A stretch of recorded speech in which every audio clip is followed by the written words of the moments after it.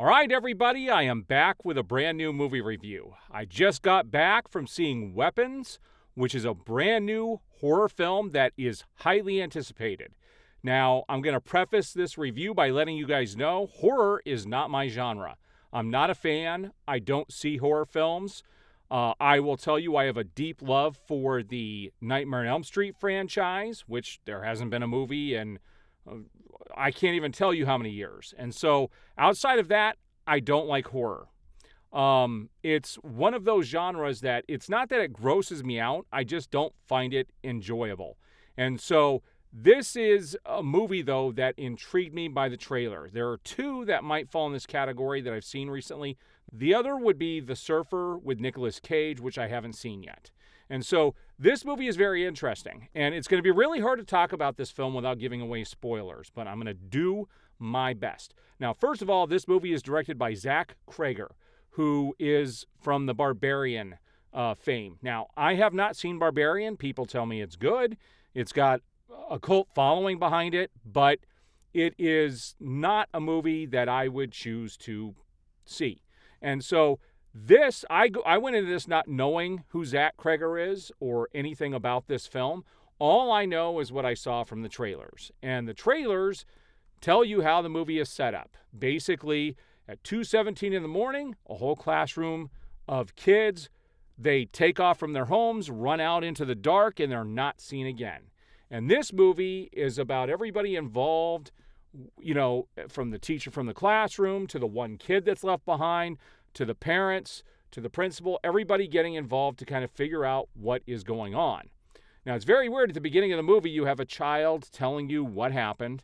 And what's interesting is they make the comment at the beginning that the town is so embarrassed that they weren't able to figure this out, that they just shoved it under the rug, and they swept it under the rug, and they don't even talk about this in the town anymore. But if anybody asks about it, that the citizens will talk about it. And I find it strange that they would say that the police couldn't figure it out, because there's nothing you could figure out in this film. I will tell you that. When you find out what is going on, it's not something where you're going to go back to the beginning of the movie and go, oh, I should have been able to figure that out. This movie was very interesting. Now, first off, let's talk about the cast here. You got Julia Garner, who I love. She was in Ozark. She was just Silver Surfer in Fantastic Four. You've got Josh Brolin, and I do believe that his role was originally going to be played by Pedro Pascal. I believe that's who was originally going to be up for the role that Josh Brolin plays. He plays the parent of one of the kids who goes missing. You have Julia Garner, and she's actually the teacher of the classroom of kids who disappeared. And then you also have the other semi-big name you would know is Alden Ehrenreich, and he actually was in Solo as Han Solo. And I can't tell you how these people are related or how they interact. It will give stuff away. This movie is very interesting. First off, I'm going to tell you that this movie would have been better off as a TV series because they jammed too much into the movie. The movie was 2 hours and 8 minutes, and it was well more than a half an hour too long. Okay, they could have tightened this thing up. They could have definitely shortened it to where you could have gotten to the point a lot faster. And that was a little irritating. In fact, by the end of the film, I almost wasn't interested anymore. I was like, so what? Because they took so long to get to what was going on that I actually lost interest by the final act. That isn't good, okay? This movie has a high rating on Rotten Tomatoes, and I am going to give it a positive rating, and I'll talk about that at the end. But this is not a movie I would choose to see again, okay? If you're interested in seeing it, yes, it's worth going to see, but know that it is long. And in hindsight, if you look at what they did and how they told the story, there was a lot of that didn't have to be done. They could have tightened this movie up, made a much more interesting, tight film, but they chose to drag it out. And if you're going to drag it out and do what you did, turn it into a mini-series on TV. And it's definitely something that could continue. Like, they definitely leave the door open at the end.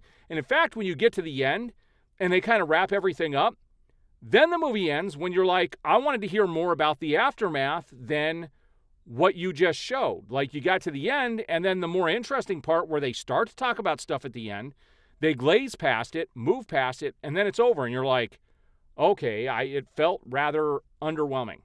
Now, here's what I do appreciate. There were definitely some horror nods in there. I have seen The Shining. There's definitely some nods to The Shining in here. There's also definitely a nod to Nightmare on Elm Street.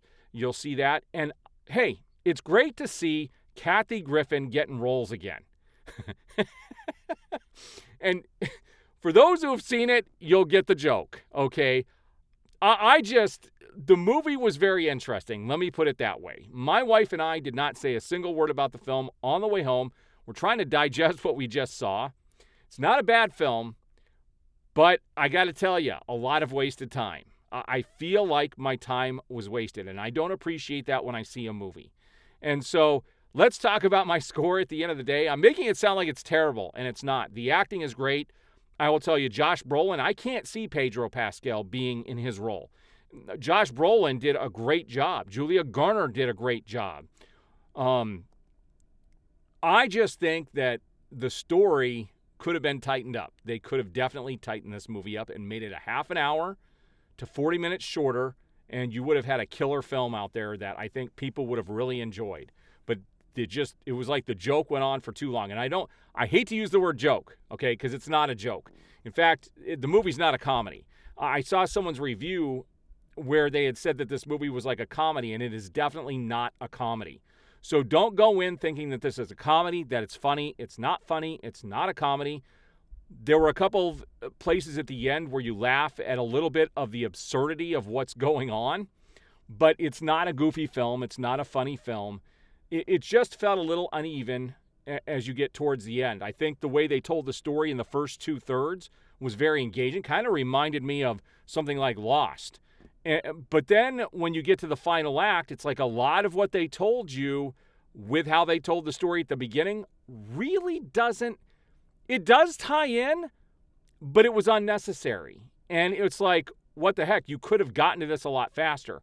And where it started to drag is when they start to tell this story from the perspective of this druggie. And just know that when you see the film, if you get to that part, that's where I started to lose interest, and I was like, let's get this thing moving. Let's get to it. This is taking too long. Prior to that, you're very engaged, and I think the ending is well done, but they should have just tightened everything up. Or make it a TV series. Pick one or the other.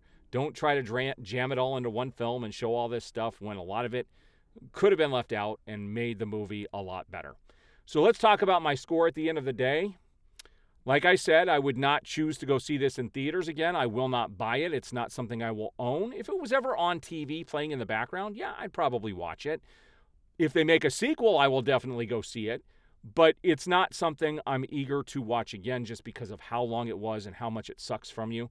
But at the end of the day, I would give this 3 out of 5 stars, okay? 3 out of 5. It's passable. I almost say 2.5, but I think it's a little more interesting than that. I think that this writer's a good writer. I think he's a good director, but he's got to tighten things up. All right, guys, if you've seen it, please chime off below. I would love to hear what your thoughts were. And if you haven't seen it and you're interested in seeing it, yeah, it's definitely worth checking out, but don't expect to be wowed. Some people probably will. Some won't. I don't know how somebody who is into horror films is going to take the film or how they'll see it. But just know that the only horror series I've ever loved are the Nightmare on Elm Street series. Outside of that, I'm not a big horror fan, although I've seen like It 1 and 2. I've seen The Shining and some other horror films, but I don't watch like the Final Destination films. I did watch the last Friday. I've been actually watching all the Friday the 13th movies over the last couple of Halloweens, but they drag you down. I don't enjoy them, and the last film, in fact, I haven't even finished it yet, and it's taken me 2 years to get through all of those. And I just don't, they're not my type of films. And so this was not up my alley to begin with, but I still enjoyed it. So again, if you guys have seen it, please give your comments down below. I would love to read them. All right, guys, we will see you on the next review.